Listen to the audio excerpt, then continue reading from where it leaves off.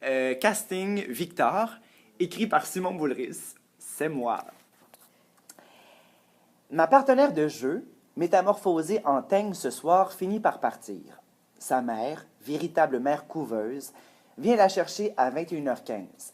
Je me sens à peine mal de penser bon débarras quand la porte se referme derrière elle. Je suis seul avec Yann et Lucinda. Enfin, je peux prendre la place qui me revient. Mais ce soir, je suis le comble de l'insignifiance. Aucun sujet de conversation ne me traverse l'esprit. J'aimerais signaler la terreur que ça représente, jouer nu devant la caméra de Yann, mais rien ne sort. Je ne fais que des sourires stupides. Lucienda se met à bâiller et m'assure que ça ne me concerne pas. Elle a un vol demain matin à l'aurore. Elle part plus d'un mois chanter à Londres, comme il lui arrive souvent. Quand elle reviendra, le tournage de son amoureux sera tout juste terminé. Avant d'aller au lit, Lucienda me donne 2 becs. Elle embrasse Yann et lui parle à demi-mot. Je suis plongé dans leur intimité. J'entends mon réalisateur lui dire « Je viens te rejoindre dans pas longtemps ». C'est le moment de partir, de les laisser seuls.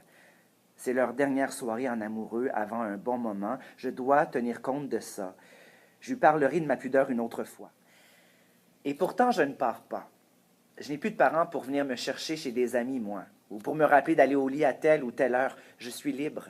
Libre de partir quand ça me chante, quitte à ce que ce soit déplacé, voire irrespectueux, quitte à ce que ma présence ici persiste, exagère, ambitionne. T'as pas de lave-vaisselle? Non, Lucinda et moi, on aime ça, faire la vaisselle. Ah bon? Je pourrais t'aider à la faire si tu veux, Yann. Ben, je m'en chargerai demain soir. Ça risque pas de coller? Ben, ça collera, je frotterai fort. Je suis civilisé. Il serait temps que je parte, il est 22h30 passé. Lucinda est au lit depuis un moment. Je ne pars pourtant pas. Je me trouve une activité. Je replace les chaises comme si c'était mon appartement, comme si j'étais le propriétaire des lieux. Je fais couler un peu d'eau dans les chaudrons. Et c'est pour pas que ça colle trop que je me défends. Laisse faire, je t'ai dit. Yann Toussotte. Je comprends les signaux qu'il me lance. Il espère mon départ, comme je souhaitais celui de Charlotte plus tôt. Je suis un boulet. Je l'empêche de profiter de sa dernière nuit avec son opulente chanteuse d'opéra. Vite, Victor, va-t'en avant qu'il soit obligé de te chasser. Mais c'est plus fort que moi. Je fais couler l'eau pour déloger la graisse. Je fais couler l'eau comme si nous étions un couple. Je nous vois comme dans un film. Nous venons tous les deux de passer une belle soirée d'amoureux, Yann et moi, et il me fait des blagues pendant que mes doigts délogent la crasse de notre service de vaisselle préféré, celui qu'on a acheté à 2. Non, celui qu'on a reçu des invités lors de notre mariage il y a quelques années. Dans quelques secondes, mon amoureux viendra passer ses mains autour de ma taille et m'embrassera dans le cou. Je lui dirai d'arrêter, que ça m'empêche de bien laver la vaisselle, mais je rirai pour l'encourager à continuer. Je m'abandonnerai à lui. Un verre cassera dans ma main. Je me couperai légèrement un doigt. Yann sortira illico la trousse de premiers soins. Il posera un pansement là où il y a la coupure, posera ses lèvres sur le pansement, becquet bobo. Je l'embrasserai pour le récompenser de veiller si bien sur moi et... Yann Toussotte à nouveau. Je dois vraiment, vraiment rentrer. Et pourtant je reste.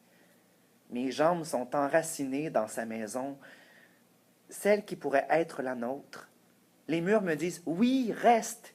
Oui, Yann t'apprécie plus que Charlotte, plus que Lucinda. Oui, Yann rêve de toi comme tu rêves de lui. Oui, c'est toi qu'il voudrait passer.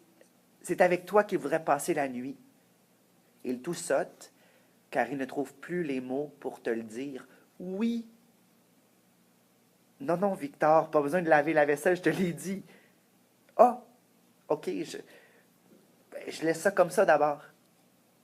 Dernier toussotement. C'est sans équivoque. C'est pas que je veux te chasser, Victor, mais il se fait très tard. Il sera bientôt 11 heures et on tourne demain matin. C'est vrai, je vais te laisser. T'as besoin d'un lift? Ah, ben non, voyons, j'habite vraiment pas loin. C'est ça que je me disais. Ben, bonne nuit, Victor. Bonne nuit, Yann. Merci pour la soirée. Yann me fait un câlin expéditif. Je reçois une tendresse usuelle. Il a mieux à faire. Son amoureuse l'attend en lingerie fine dans leur lit. C'est elle qui jouera la scène de nudité ce soir. Je rentre à la maison. Mon lit est vide. Les draps sont défaits. Je place l'oreiller dans mon dos pour créer l'illusion de la présence de Yann. Mais je n'y crois pas.